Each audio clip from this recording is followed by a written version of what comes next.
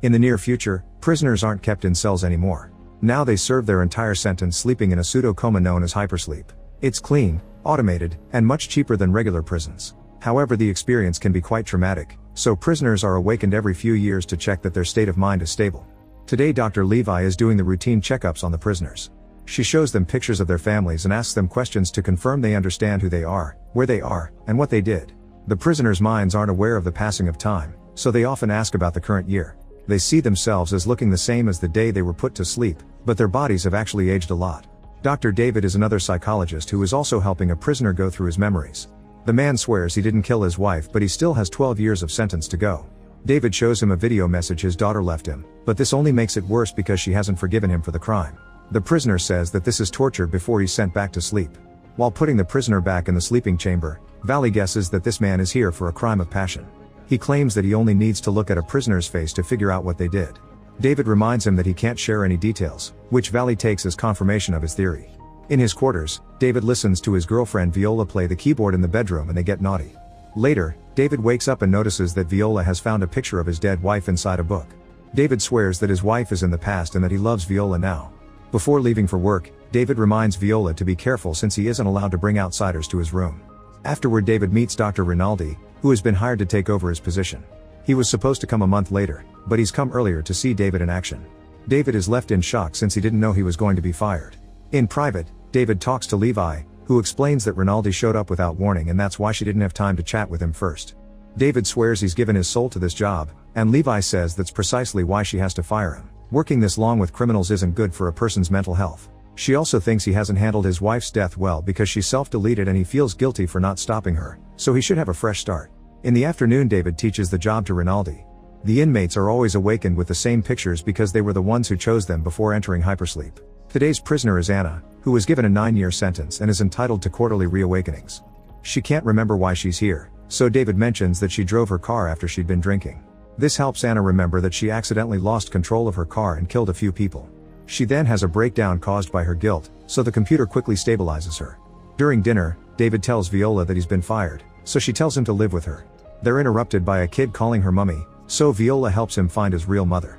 Sometime later, David comes back from his morning jog to find protesters outside the facility. They demand to know the truth since nobody knows exactly what happens in these new prisons, and they don't think storing people like corpses is civilized. When David walks by, a protester says he's torturing the inmates.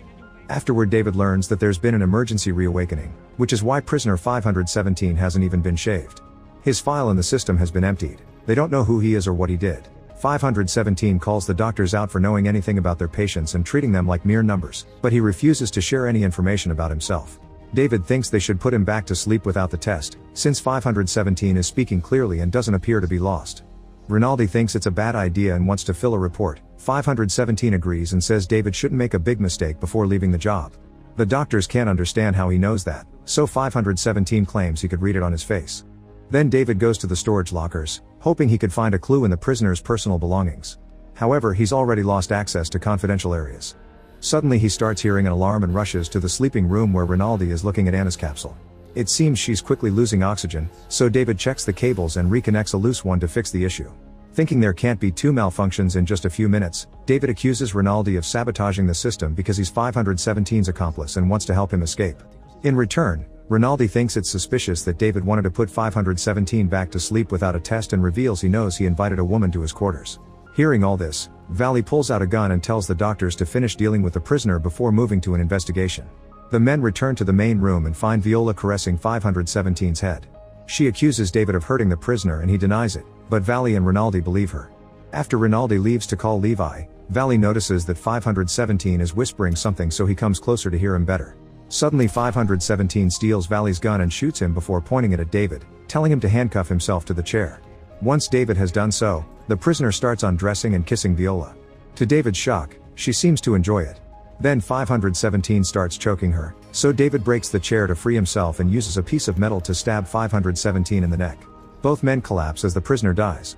Seconds later, David wakes up without hair and strapped to a chair. Levi asks a few questions to check on him and he realizes he's been sent to prison for killing 517. However, when he says that he stabbed him with a piece of the chair, Levi tells him that's not how it happened. She puts a picture of Viola on the screen and asks for details, so David goes through his memories. One day, Viola and her son came to the prison to record a message for her husband, who was about to enter hypersleep. After they left, David searched for her husband's file. It turned out Viola was married to 517, whose name was Carlo. He was a neurologist who was given an 80-year sentence for killing a woman with whom he was having an affair. David was already interested in Viola after just one meeting and knew she had filed for a divorce. One night, he went to her piano concert and waited for her after the show. They quickly hit it off and Viola invited him to her house. They had wine and bonded over losing their partners, then they got naughty on the living room floor. In the present, David tells Levi that he and Viola were together for 4 years. However, Levi says it was only 11 months, triggering another memory. Viola had met a man who knew Carlo well and said that all the evidence against him had been planted. Before the evidence piled up, Viola had believed her husband was innocent, so she wanted David to take a look at the file and talk to Carlo to get the real story. David refused, triggering an argument that made him realize that Viola still loved Carlo. Levi explains that a few days after that argument, David deleted Carlo's file and disconnected his oxygen to kill him. The lack of files would have made Carlo's sleeping chamber look empty and nobody would have seen his body for months. However, Anna's capsule was connected to the same oxygen supply, so David accidentally killed her too, triggering the alarm. David cries and is overwhelmed with guilt, so he asks to be put to sleep again. However, Levi reveals that the court has allowed him to serve the last 10 years of his sentence on parole. Now he must follow the reintegration program or he'll lose all benefits. Levi tells him he slept for 10 years, so he recently turned 55. Before leaving, David gets his things from the locker, but he only finds a wallet and a hat. When David goes to his new apartment building, he meets his parole officer, who tells him about the mandatory meetings with a support group. He must sign into his new job every day and isn't allowed to leave the city. The officer can check David's new place at any time and even call him to the precinct because he feels like it. Before leaving, the officer hangs the rules on the wall using the gum he's been chewing. That night, David can barely sleep because he keeps dreaming of Viola. The next day, David starts working at a hotel. When he checks the surveillance screens, he notices a man looking at the camera and using his hand as a gun, pretending to self-delete. David is suddenly startled by a gun-like noise, but it's just a kid with a toy. When he checks the camera again, the man is gone. During his first support group meeting, David learns that everyone has strange dreams and trouble sleeping, and the leader explains it's a natural side effect of hypersleep. Their brains have spent too much time dreaming, so now they have to realign with reality. When a former inmate mentions having hallucinations, David thinks she's his dead wife, who calls him out for letting her fade away. The next day, David and other former inmates have to record an ad to promote the hypersleep program, which is also a mandatory part of his parole rules. David wants to talk about his hallucinations and how he can't eat solid food anymore, but the director gives him a few lines he can use to describe the amazing second chance he's having. When David considers leaving, he sees his parole officer nearby and decides to stay. In the evening, David is on his way home when he hears a familiar piano. He enters a bar and discovers Viola playing with a band, which is very different from the classical music from before. Viola sees him, but tries to ignore him. Minutes later, when David leaves, Viola follows him and insults him for daring to show his face. The last 10 years have been hard for her because the press has given her a hard time, so she doesn't want David to come to her ever again. When David arrives at his apartment, he finds the door open and a mess in his living room. His parole officer comes out of the bedroom reading the poetry book that David has been enjoying lately and proceeds to mock him. David calls him out for his cruelty, so the officer grabs him by the neck and smashes him on the wall, saying he won't kill him because it'd be a favor. Then the officer notices that David replaced the rule page with a picture, so he throws it on the ground and tells David to clean up. After the man leaves, David stares at the picture because he doesn't recognize it. Sometime later, David is trying to remove graffiti from the hotel's glass door. At that moment, he's visited by Valley, who explains that this particular graffiti is used to mark places where ex-inmates work. David tells him about the picture he found in his house and Valley decides it's a bad sign, so he gives him his gun and reveals he's already retired. The next day, David finds the fountain from the mysterious photo. When he looks at the door behind it, he notices that one of the apartments has the same surname as Anna. Then a man approaches the same door and David recognizes him as Anna's husband from her pictures. David introduces himself as Anna's colleague, so her husband tells him that Anna was innocent and she'd been framed because she knew too much. All people in power wanted her out, but the minister in particular was always annoyed by Anna's research. It turns out Anna had been researching the hypersleep system. The police took all her stuff, but her husband managed to hide a box with some of her notes and all the newspaper articles about her case. David takes pictures of everything and is surprised to see Carlo's name on the papers. Looking at the articles, Anna's husband finally recognizes David as her killer, so he kicks him out. Afterward, David goes to see Viola, who threatens to call the police. David convinces her to give him 5 minutes and shares that Carlo and Anna had been researching the hypersleep system together. Their joint death can't be a coincidence. Viola invites David in and they search the names on Anna's notes, only to discover they were all former hypersleep inmates. It seems Anna and Carlo uncovered something about the system and they were silenced. In an old article written by Anna, Viola finds a picture of the minister with Aaliyah, the guy who approached her 10 years ago to tell her that Carlo was innocent.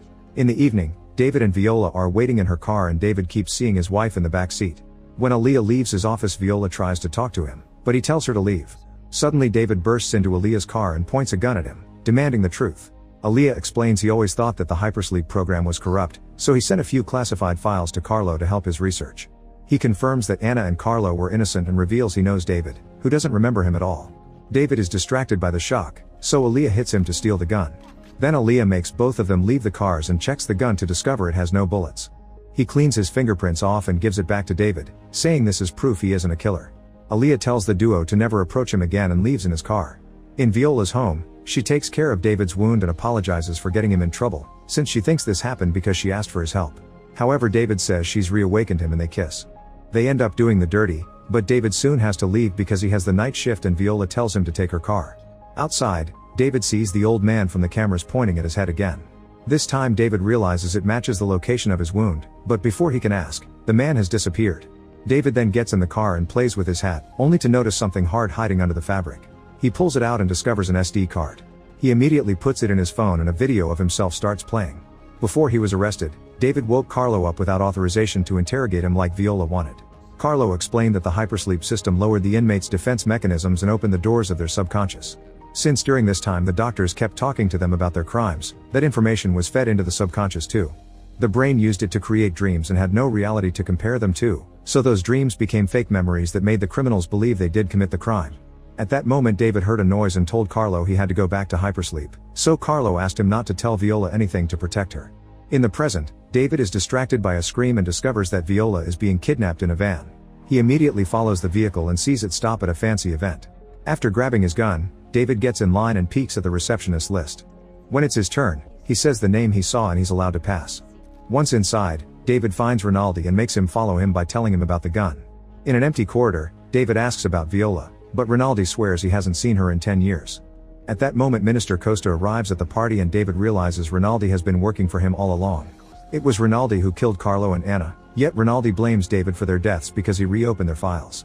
When Costa is about to give a speech, David interrupts him by using Rinaldi as a hostage. He shoots at the ceiling and asks for Viola. He also mentions that many innocent people like him were sent to the program. However, Costa keeps talking like a politician, mentioning how hypersleep has greatly decreased crime. After the crowd claps, David explains that this happened because hypersleep destroys a person's identity, but Costa thinks that the previous system was even worse. Re-education never worked, but after hypersleep, the inmates have a chance to start a new life. While people keep clapping, the parole officer brings Viola in at gunpoint. David agrees to let Rinaldi go and Viola runs to his arms, so Costa tells him he can leave and enjoy his new life. His condescension angers David, who points his gun at him. Viola makes him lower the weapon and asks him to go home together. On their way out, Viola suddenly transforms into his ex-wife and grabs the gun to self-delete. Suddenly everyone in the room disappears and David wakes up. He's back in prison, however Levi tells him he never left and that he's mixing dreams with reality. On the screen, David sees the pictures he chose before he was sedated: Viola, the fountain, and himself pointing at his head.